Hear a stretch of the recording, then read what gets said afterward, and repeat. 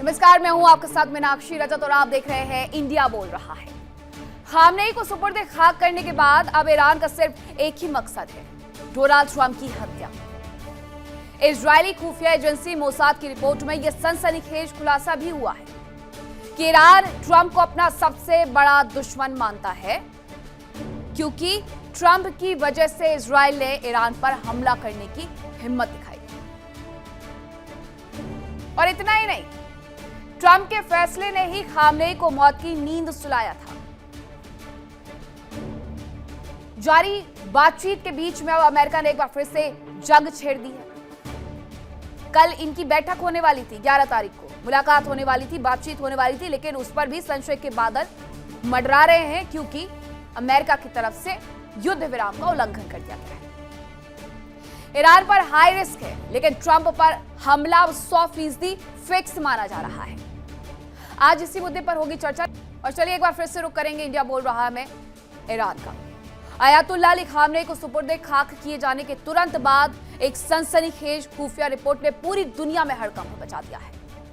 Israeli खुफिया agency Mossad की ओर से अमेरिका को साझा किए गए इनपुट्स के अनुसार ईरान इस समय अमेरिकी राष्ट्रपति डोनाल्ड ट्रंप की हत्या की एक नई और बेहद गुप्त साजिश रच रहा है। बताया यह जा रहा है, वॉल स्ट्रीट जर्नल और वैश्विक मीडिया रिपोर्ट्स के अनुसार, कि इजरायल ने अमेरिकी प्रशासन को चेतावनी दी है कि खामनेई की मौत के बाद ईरान का गुस्सा 7वें आसमान पर है और उसका सबसे बड़ा टारगेट इस समय सिर्फ और सिर्फ डोनाल्ड ट्रंप है। अब ट्रंप की हत्या का जो प्लान बन रहा है, बताया यह जा रहा है कि वो ईरान की तरफ से बनाया जा रहा है और यह दावा इजरायल का है। नेतन्याहू ने अमेरिकी राष्ट्रपति ट्रंप से इस बारे में फोन पर भी बात कर ली है और ट्रंप को ईरान की साजिश के बारे में चेतावनी दे दी है। इजरायली खुफिया एजेंसी की रिपोर्ट के बारे में उनकी तरफ से बताया गया है। रिपोर्ट में ट्रंप की हत्या की ईरानी साजिश का पर्दाफाश उन्होंने किया है और ट्रंप ने नेटो समिट में अपनी हत्या की साजिश का जिक्र भी किया था। अब मोसाद को इनपुट क्या मिला है वो जान लीजिए। मोसाद को ईरान के सीक्रेट ऑपरेशंस का इनपुट मिला है।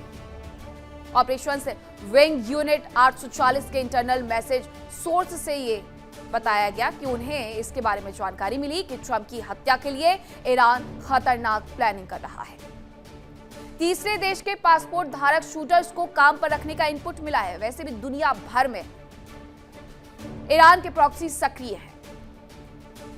शूटर्स को बिटकॉइन के जरिए लाखों डॉलर ट्रांसफर करने का दावा तक कर दिया गया है और अमेरिकी चुनाव प्रक्रिया को पूरी तरह से अपंग बनाने के लिए ईरान ये कोशिश कर रहा है। ये डोनाल्ड ट्रंप को ईरान की तरफ से बताया गया है, इजरायल की तरफ से बताया गया है कि उन्हें ईरान को लेकर के ये खुफिया इनपुट्स मिले हैं।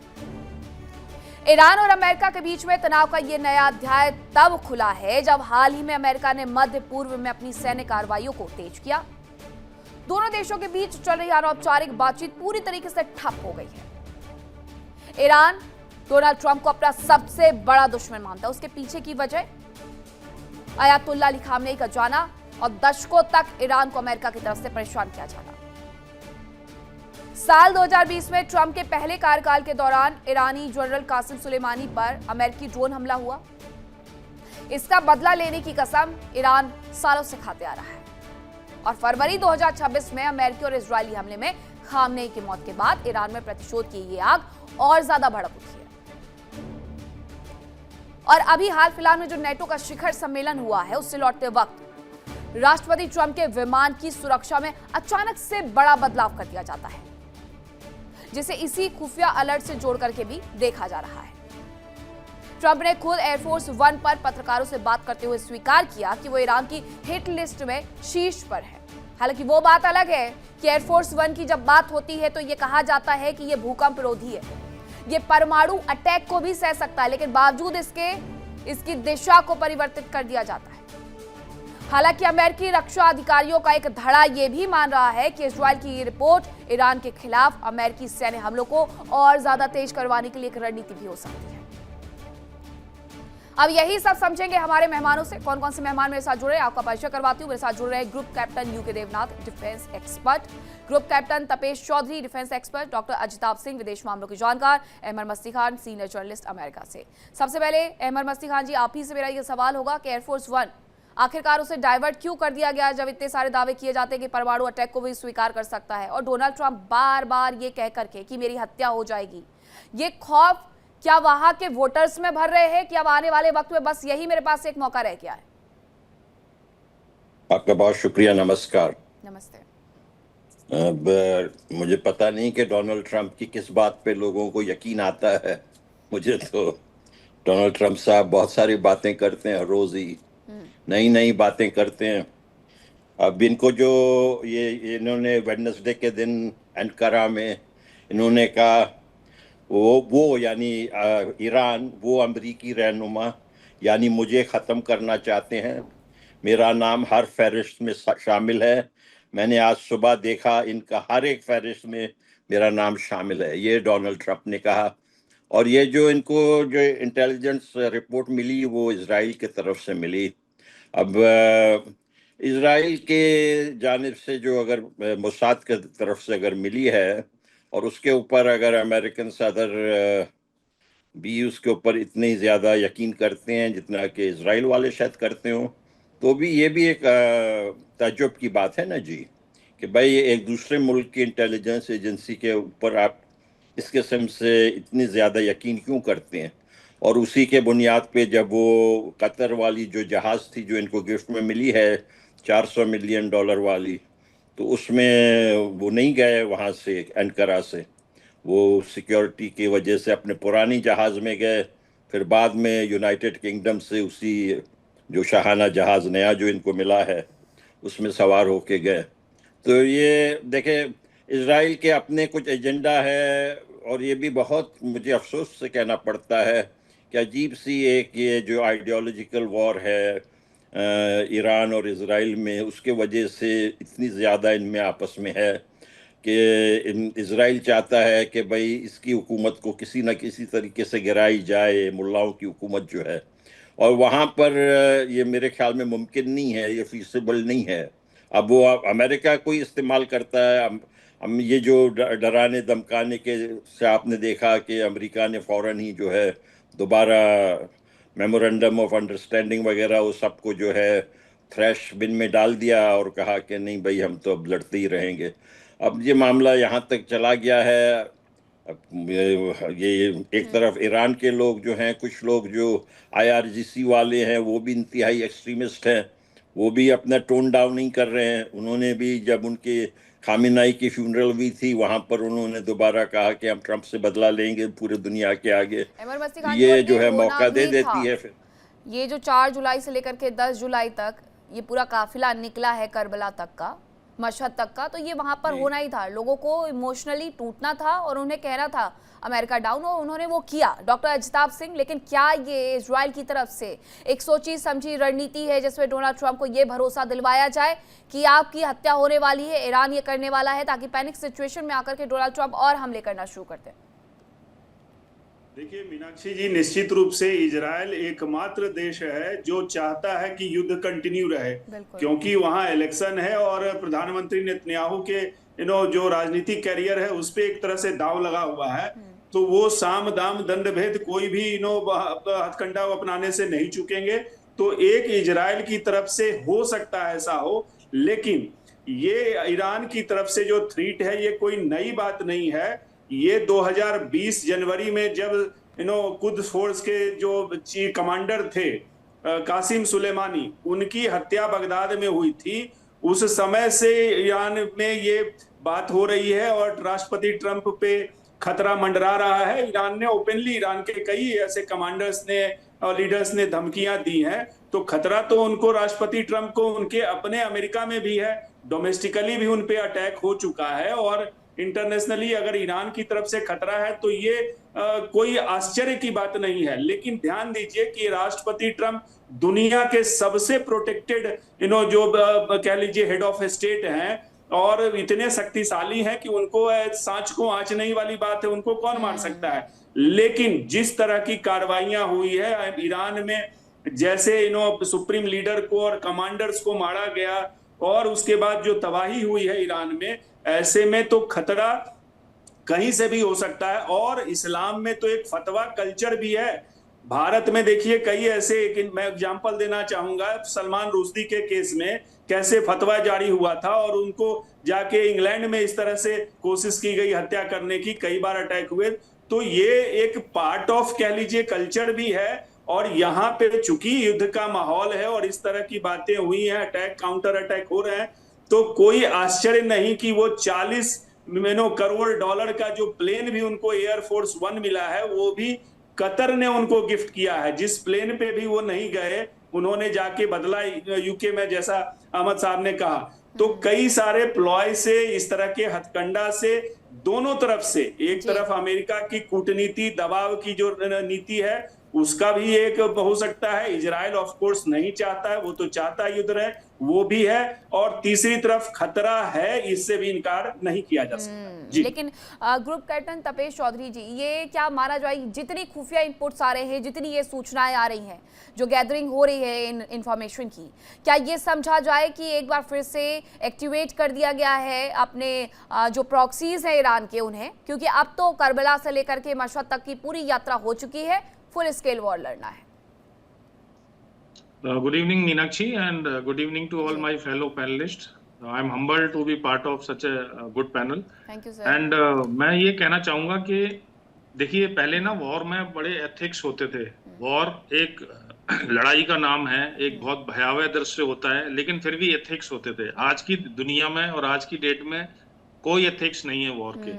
मेरा कहने का पर्पज ये है कि क्या अमेरिका ने ईरान पे अटैक किया वो सही था? वो क्यों अटैक किया गया? क्या खामनेई साहब को और उनके साथ इतने सारे लोगों को मारा गया वो सही था? क्या कासिम सुलेमानी की हत्या सही थी? क्या जो एक स्कूल पे 170 बच्चियों को मारा गया वो सही था? क्या इजराइल के ऊपर जो अटैक हुआ अक्टूबर में, इतने हजारों लोगों को सफर करना पड़ा, वो सही था? तो कोई एथिक्स नहीं है कहीं भी। तो जब भी कोई काम ऐसे करता है तो उसको डरना स्वाभाविक है। और कासिम सुलेमानी की हत्या के बाद ये आवाज बहुत ज्यादा आई थी ईरान से, और अब तो इस वॉर में और भी ज्यादा है कि ये कहना कि ईरान ट्रंप की हत्या का प्लान नहीं कर रहा है, ये बिल्कुल ठीक नहीं है। अगर वो कर सकते हैं तो करेंगे। पैनलिस्ट ने कहा कि अमेरिका का प्रेसिडेंट बहुत पावरफुल है, उसकी सिक्योरिटी अच्छी है, तो ऐसा नहीं है कि अमेरिका के प्रेसिडेंट्स की हत्या पास्ट में नहीं की गई है। ये तो दाव की बात है, किसको कहां से दाव मिलेगा और कौन आपकी सिक्योरिटी में सैन लगा के घुस जाएगा।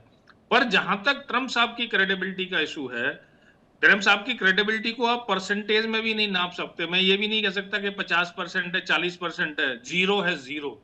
मुझे ऐसा लगता है कि ये कोई फ्रेश जो प्रोपोगंडा चलाया जा रहा है, ये एक प्रोपोगंडा ही है।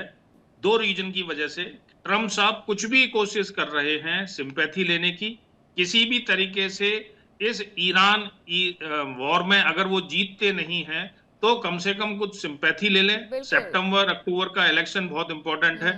इजराइल कभी नहीं चाहता कि अमेरिका इस वॉर को छोड़ के निकले। इजराइल किसी भी कोशिश में तैयार रहता है, किसी भी तरह से अमेरिका उसके साथ बना रहे। इजराइल इस डील से भी खुश नहीं है। रीजन उसका सबसे बड़ा यह है कि जब इजराइल इस वॉर में घुसा था अमेरिका को लेके, इजराइल के ऑब्जेक्टिव्स क्लियर थे। क्या थे वो ऑब्जेक्टिव? कि भाई डी न्यूक्लियराइज होना चाहिए, उसकी मिसाइल कैपेबिलिटी खत्म होनी चाहिए, उसके प्रॉक्सीज अनार्म्ड होने चाहिए या खत्म होने चाहिए, और उसकी मिसाइल की जो इन्वेंटरी है वो कम होनी चाहिए। वो अभी तक कुछ अचीव हुआ नहीं, और वो चाहता था कि कहीं ना कहीं लेबनान और कुछ अमेरिकन्स भी ये बहुत अच्छे से, ग्रुप कैप्टन तपेश जी, समझने लग गए हैं कि ये बार बार अपनी मौत का डर दिखा करके सिर्फ और सिर्फ सिंपैथाइज करना चाहते हैं लोगों को, वहाँ की आवाम को, वहाँ की जनता को, सिर्फ चुनावों के लिए। क्योंकि ग्रुप कैप्टन यूके देवनाथ जी, उसके पहले भी कई बार ऐसा हुआ है कि कभी इलेक्शन के बीच में गोलियां चल जाती है, कभी किसी डिनर के दौरान गोलियां चल जाती है, कभी गोल्फ खेलते हुए गोलियां चल जाती है, लेकिन डोनाल्ड ट्रंप को छू कोई नहीं पाता। मीनाक्षी जी, डोनाल्ड ट्रंप जो हैं वो सही शब्द है, ड्रामेबाज हैं। अमेरिका के राष्ट्रपति हैं, उनके ऊपर 3 हमले ऑलरेडी हो चुके हैं। अमेरिका के लोगों ने ही किया, उनमें किसी में भी विदेशी हाथ नहीं था। अभी जब वो दावा कर रहे हैं कि इजराइल ने, नेतन्याहू ने उन्हें बताया कि उनके ऊपर हमला हो सकता है, ये किसको नहीं मालूम है? जाहिर बात है, जब उन्होंने 28 फरवरी को आयतुल्लाह अली खमेनी और ईरान के 30 टॉप कमांडर्स को और पॉलिटिकल लीडर्स को मार डाला, तो ईरान में काफी सारे लोग गुस्से में होंगे। तो इस तरह का खतरा पहले भी उनके ऊपर था, एफबीआई का असेसमेंट। इस तरह का खतरा 1 मार्च के बाद और ज्यादा बढ़ गया, जो उनकी सीक्रेट सर्विस है उसका असेसमेंट है। तो इसमें कोई नई बात नहीं है। इस बार नई बात क्या है कि इलेक्शंस हो रहे हैं वहां पर, जैसा अभी बता रहे थे, तो उनको सिंपैथी वोट चाहिए और वो ईरान के ऊपर क्या और दबाव बढ़ा सकते हैं। देखिए, उनको कुछ बहाने चाहिए। अगर हम देखें, पिछले 3 दिन से लगातार वो जोर जोर से हमले कर रहे हैं ईरान के ऊपर और कुछ हासिल नहीं हो रहा है। तो नेतन्याहू भी चाहते हैं कि ये लड़ाई चलती रहे। अब उन्हें नेतन्याहू से एक और बहाना, सजा सजाया बहाना मिल गया कि ईरान के ऊपर और हमले कर सकें। बिल्कुल। मेरा ये मानना है। जी जी जी सर, प्लीज कंप्लीट। मैं अंतिम शब्द ये कहूंगा कि दुनिया में जितने प्रेसिडेंट प्राइम मिनिस्टर्स हैं, उनको उनकी डोमेस्टिक सिक्योरिटी एजेंसी सिक्योरिटी देती हैं, जो प्राय प्राय अभेद्य होती हैं। डोनाल्ड ट्रंप की सिक्योरिटी प्राय प्राय अभेद्य हैं, 1% चांस रहता है। लेकिन मैं आपको बता सकता हूं कि नेक्स्ट हमला जब डोनाल्ड ट्रंप के ऊपर होगा तो ईरानी नहीं होगा और ना ही कोई विदेशी होगा। वो फिर से अमेरिका के अंदर ही एक त्रासदी से तड़पता हुआ इंसान होगा। जी। लेकिन अहमद मस्ती खान जी, अब आगे क्या? क्योंकि अभी तक तो हमेशा ये कहा गया कांग्रेस के अंदर कि हमें इतने पैसों की आवश्यकता है, ये हथियार खरीदने हैं, वो हथियार खरीदने हैं। तो अब डोनाल्ड ट्रंप की रक्षा के ऊपर, सुरक्षा के ऊपर और भी खर्चा होने वाला है क्या? देखें, डोनाल्ड ट्रंप जो है, इनके ऊपर हमला हुआ था 13 जुलाई 2024 को। वो जो एक नौजवान जो मारा गया था, छोटा बच्चा था, अमेरिकन पेंसिल्वेनिया में, थॉमस मैथ्यू क्रुक्स। उससे एक दिन पहले टेक्सास में जुलाई 12 को एक पाकिस्तानी को भी अरेस्ट किया था। उसका नाम था आसिफ मर्चेंट। वो आज तक गिरफ्तार है। उसके ऊपर भी ये इल्ज़ाम लगा था कि उसको ईरानियों ने पैसे दिए हैं कि वो आके डोनाल्ड ट्रंप का सफाया करे। ये इसके सदर बनने से, वो जो हमला हुआ था उससे एक दिन पहले ही वो अरेस्ट हुए थे। वो अब तक भी उसके ऊपर केस वेस चल रहा है, वो जेल में ही है। तो ये देखें, ईरान के, मुझे नहीं लगता है कि ईरान जो है इस किस्म की कोई हरकत करेगा। और मुझे नहीं लगता, यहाँ पे अमेरिका के अंदर खुद ही लोग बहुत ज़्यादा इनसे, जैसे कि किसी दोस्त ने अभी अभी कहा, यहाँ पर चरिए लोग बहुत हैं। यहाँ पर मुसीबत ये है कि गन्स इतनी आसानी से लोग ले सकते हैं कि हर कोई जाके 2 मिनट के अंदर गन खरीद सकता है। यहाँ पे जो इनकी एक कोई कानून है कि गन आप ले सकते हैं, गन कैरी कर सकते हैं, ये जो है, इसके वजह से इनको थ्रेट है। किसी बाहर मुल्क से थ्रेट वगैरह कोई नहीं है। और देखें, इस वक्त ये सारा ड्रामेबाजी कर रहा है। 2-3 दिन पहले खबर आई थी कि इन्होंने 1 साल के अंदर $2.25 अरब कमा चुके हैं इस वाले मर्तबा।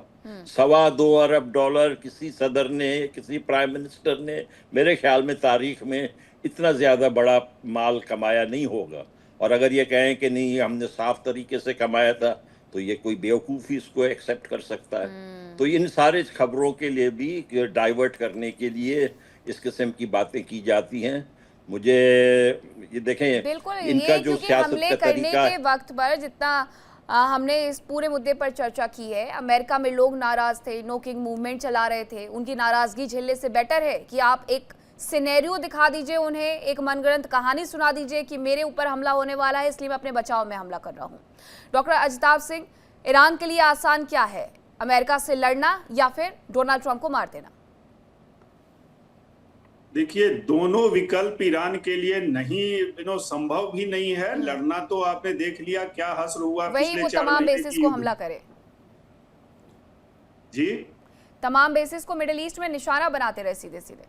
नहीं, निशाना बनाना भी कोई सॉल्यूशन तो नहीं है। ईरान की तबाही बर्बादी जो हुई है आर्थिक रूप से और सैन्य शक्ति की भी और उसके लीडर्स की भी, तो ईरान के पास ऐसा नहीं है कि वो बहुत एक चॉइस है और वो चाहता है लड़ाई करे और दबदबा बना के रखना चाहता है। वो अमेरिका भी चाहता है, ईरान भी चाहता है, कौन नहीं चाहता है, वो अपनी जगह है। लेकिन अब अमेरिका ने ईरान को एक ऐसा हथियार WMD दे दिया है हॉर्मुज के रूप में कि वो उसको छोड़ेगा नहीं, क्योंकि वो जानता है जिस दिन वो छोड़ दिया वो खत्म हो जाएगा, ईरान की और बर्बादी होगी। और जो भी ये MOU नाम का जो एक झूठ का पुलिंदा बना के दिया गया है, इसकी कोई भी शर्तें अमेरिका नहीं मानेगा। कभी भी ईरान को डिच कर सकता है, क्योंकि भरोसे की कमी दोनों पक्षों में है। तो इसलिए उसकी मजबूरी है हॉर्मुज को पकड़ के रखना। गारंटी देने की बात, हॉर्मुज ही गारंटर भी है, एक तरह से कह लीजिए ब्लैंक चेक है, और निगोशिएशन में बार्गेनिंग का भी वो सबसे बड़ा देशों ने इस बात को मुद्दा बना रखा है और सबसे ज्यादा परेशानी पूरी दुनिया को उठानी पड़ रही है तपेश चौधरी जी। लेकिन इस सब के बीच में अब अगर कल से एक नई शुरुआत या नई सुबह लेकर के आएगी ईरान के लिए, क्योंकि अभी तक तो इस बात का इंतजार हो रहा था कि दफनाने की पूरी प्रक्रिया हो जाए, उसके बाद देख लेंगे। आपका कहना बिल्कुल ठीक है, लेकिन कोई नई सुबह नहीं हो रही। अब वो है ना, एक मदारी है, वो पूरे वर्ल्ड को नचा रहा है, ठीक है, तो वो क्या उसके बारे में बोले और क्या नहीं बोले और क्या होने वाला है जी। जो मस्तिकान साहब ने बोला, मेरी रिपोर्ट के हिसाब से वो $2.25 अरब तो बहुत छोटी चीज है, उतने तो वो 2 दिन में कमा रहे हैं आज की डेट में। ये सब एक ट्वीट करने से मार्केट ऊपर नीचे हो जाता है। अगर इनकी स्टडी कर ली जाए, किसी में ताकत हो तो करके देख लीजिए कि कितना पैसा कमाया जा रहा है। पर मेरा पॉइंट ये है कि मैं दो पॉइंट में बात खत्म करता हूँ, समय कम है, मुझे समझ में आ रहा है कि सिंपैथी एक इलेक्शन जीतने का बहुत बड़ा फैक्टर होता है। आप अपने हिंदुस्तान से भी ये देख सकते हैं, जो भी बंदा डेमोक्रेटिक वर्ल्ड में रहता है उसको ये समझ में आता है। तो पहला फैक्टर ये है, इजराइल कुछ भी कोशिश करेगा अमेरिका को युद्ध से बाहर नहीं जाने देगा, डील के फेवर में नहीं है। किसी भी अटैक में, जितने भी 2-3 अटैक हुए, होटल अटैक कह लो, गोल्फ कोर्स वाला कह लो, इलेक्शन वाला कह लो, किसी भी व्यक्ति का कोई ईरानी लिंक नहीं निकला। मर्चेंट को, पाकिस्तानी नागरिक को अमेरिका ने बताया कि ये ईरान से इसको पैसे मिले, उसको कन्विक्ट किया, तो कोई लिंक नहीं है। मेरे हिसाब से इफ आई एम ईरानियन, मैं इतनी बड़ी गलती कभी नहीं करूंगा कि जब सारी इंटेलिजेंस एजेंसी, CIA, मोसाद इतनी एक्टिव है, मैं किसी ईरानी को ये टास्क दूंगा। अरे बाबा, सब कुछ बिकता है, दाम सही लगना चाहिए। किसी अमेरिकन को हायर करके जो बताया भी कि वहाँ गन्स भी अवेलेबल हैं, सब कुछ अवेलेबल है, कि बिटकॉइन में उन लोगों को पेमेंट किया जाएगा और ऐसी हायरिंग वहां पर की जा रही है। लेकिन ग्रुप कैप्टन यूके देवनाथ जी, अगर ये युद्ध दोबारा से शुरू हुआ तो इस बार और कितने दिन दुनिया इस युद्ध को देखेगी? मीनाक्षी जी, ये युद्ध इससे आगे नहीं जाएगा। फिलहाल दुनिया के सारे देश, खासतौर से गल्फ कंट्रीज जो हैं, अमेरिका के ऊपर दबाव डाल रहे हैं कि वो 12 तारीख को बातचीत का मन बना ले। पाकिस्तान, कतार इस तरफ काम कर रहे हैं। आप देखेंगे बहुत जल्दी ये खबर आएगी कि अमेरिका के रिप्रेजेंटेटिव, चाहे वो JD वांस के लेवल पर हो या लोअर लेवल पर हो, वो या तो जेनेवा में या इस्लामाबाद में या कतार में ईरान के रिप्रेजेंटेटिव से बात करेंगे। और 3-4 दिन की बात है। आज रात आप उम्मीद कर सकते हैं हम कि शांति रहेगी, अमेरिकन एयरफोर्स और अमेरिकन नेवी सोती रहेगी, रेस्ट करेगी, और कल से आप देखना माहौल क्लियर हो जाएगा बातचीत के लिए। जी, बहुत धन्यवाद सर आप सभी का मेरे साथ जुड़ने के लिए, चर्चा का हिस्सा बनने के लिए, अपना कीमती वक्त हमारे लिए निकालने के लिए। फिलहाल वक्त एक छोटे से ब्रेक का है, कहीं बच जाएगा, खबरों का सिलसिला लगातार जारी है। देखिए इंडिया डेली 24/7 अब आपकी स्मार्ट टीवी पर। इंडिया डेली मौजूद है सभी डिजिटल प्लेटफॉर्म पर लाइव और लगातार। इंडिया डेली 24/7 हर दिन राष्ट्र को समर्पित।